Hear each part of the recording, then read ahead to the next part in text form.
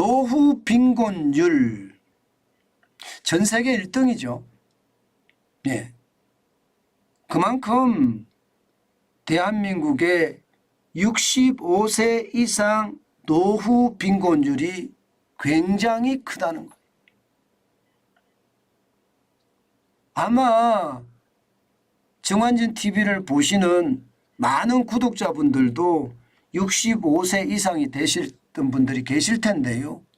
여기에 빈곤율이 얼마나 높아졌으면 이게 심각하다.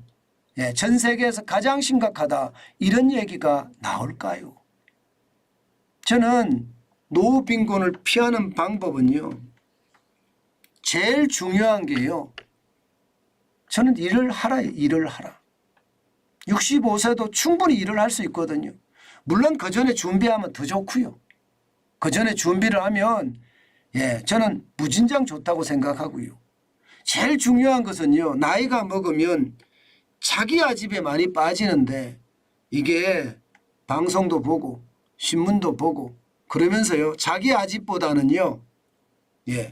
이게 위아더 월드라고 해야 되나요? 함께 하는 것, 동행하는 것 이거를 많이 배워야 됩니다. 그러면요.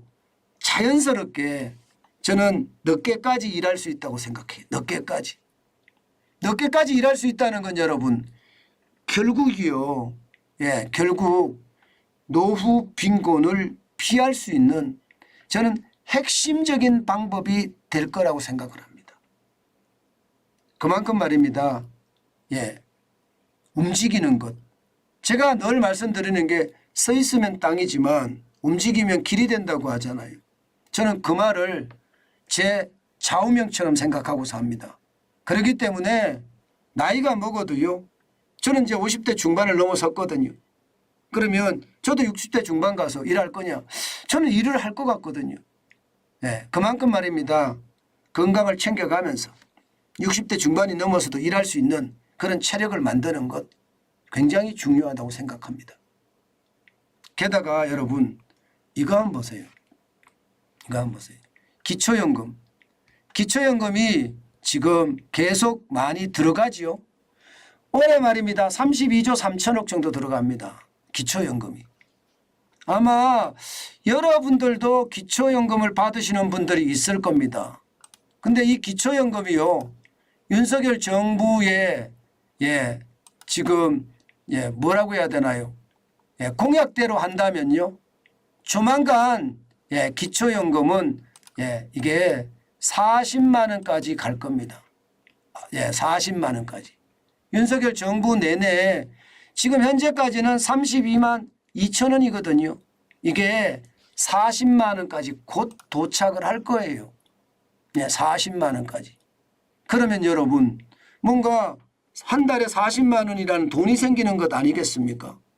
여기에다 국민연금 있잖아요. 국민연금. 그리고 내가 일을 조금 하면 충분히 나이가 먹어도 빈곤하지 않다. 저는 그렇게 생각합니다. 나이가 먹어도. 이게 일하지 않고 그냥 요즘은 말입니다. 자식 세대가 부모를 봉양할 힘이 없어요. 왜냐고요? 아니 뭐 기본적으로 말입니다. 너무나 많은 게 올라갔습니다. 너무나 많은 게. 너무나 많은 게 올라갔어요. 그렇기 때문에 이게 살기가 진짜 팍팍하거든요. 그래서 진짜 힘들다는 이야기를 많이 하는데 뭐 핵심은요. 그래도 뭐 재정이 많이 들어가기는 하나 40만 원까지 올라간다고 하니까 좀 더 좋아지는 그런 모양새 저는 충분히 일어날 수 있다고 생각합니다. 노인 빈곤율이 우리나라는 진짜 심각하거든요. 전 세계 1등이니까 이게 뭐 얼마나 심각하겠습니까? 노인 빈곤율 자체가. 저는 여러분 노인 빈곤율을 보면요. 누구나 놀랍니다. 대한민국에 노인 빈곤율이 이렇게 많아서 되나 저는 그런 생각이 들어요. 왜냐고요? 여러분도 알다시피 대한민국에 많은 분들 베이비 부모 세대들이잖아요. 열심히 일했습니다. 그런데 노인 빈곤율이 지금 OECD 1등입니다. 43.4%. 라트비아가 39%고요. 에스토니아가 37.6%입니다.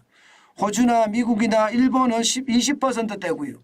영국은 15.5%, 프랑스나 덴마크는 4.4%나 3.3%입니다.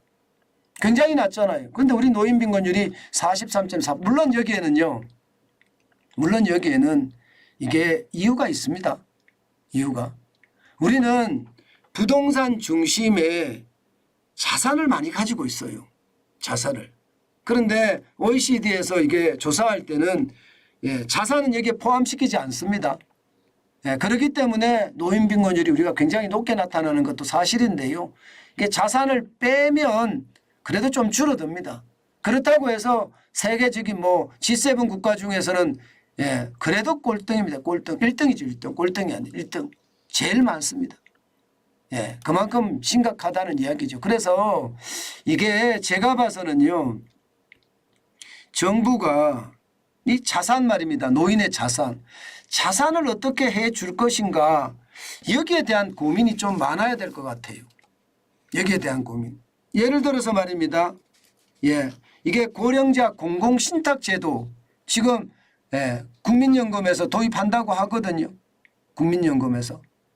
이게 일반적으로 공공신탁은 성인인 발달장애인 대상으로 하잖아. 성인인데 발달장애인을 대상으로 공공신탁제도를 운영을 하고 있는데 이 고령자한테도 이제 운영을 해야 돼요. 고령자에게도. 고령자에게도 운영을 하면요. 노인들이 가지고 있는 자산 있잖아요. 자산. 이 자산을 지켜갈 수 있는 것은 충분히 되고요. 또 공공신탁제도, 고령자 공공신탁제도에 돈을 일단 맡겼다면요. 이것은요. 다른 부채 어떤 것이 들어와도 이게 손 못 댑니다. 손 못 대요. 쉽게 말하면 노령자 공공신탁제도가 지금 저는 우리나라 같은 경우 빈곤율이 이만큼 높기 때문에 끔찍한 노인 빈곤도를 피하려고 한다면 저는 공공신탁제도를 빨리 도입해야 된다고 생각합니다. 아마 도입할 것 같아요. 왜냐하면 국민연금이 이게 용역을 줬습니다. 조달청을 통해서 말입니다. 공공신탁 사업 모델 도입 필요성에 대한 검토 작업을 시작을 했어요. 그것을 생각하면 결국은 준다는 이야기거든요. 뭔가 고령자 공공신탁 제도를 도입한다는 이야기거든요. 저는 이건 말입니다. 어떻게 생각하면 가지고 있는 자산을 지켜내는 것. 이게 저는 핵심이라고 생각을 하고요. 이게 여러분 이런 경우가 있어요. 노인네들이 있고 자식들이 있으면 자식들이 싸움하면서 말입니다. 노인네들은 살아 계신데 땅을 다 팔아먹어요. 왜? 자식들 싸우는 게 보기 싫으니까 그냥 팔아서 나눠줘 버려요. 그리고 본인은 빈곤하게 산다는 그런 사람들도 많거든요. 진짜 많아요. 그런데 고령자 공공신탁제도에 딱 가입해버리면요. 자식들이 못 팔아먹습니다. 정부가 관리하니까. 정부가 관리하니까 국민연금이 관리할런지 아직 어디가 관리할런지 정확하게 정해지지는 않았지만 이게 팔아먹을 수가 없습니다. 그러면 고령자의 빈곤율도 많이 떨어지지 않을까 그런 이야기 많이 하거든요. 여러분들도 고령자 공공신탁제도가 만약에 나오게 된다면 한 번쯤 말입니다. 꼭 생각해보는 그런 시간을 가졌으면 좋겠습니다. 그것이 말입니다. 노후에 빈곤으로 최악의 상태로는 안 갈 거라고 저는 보는 겁니다.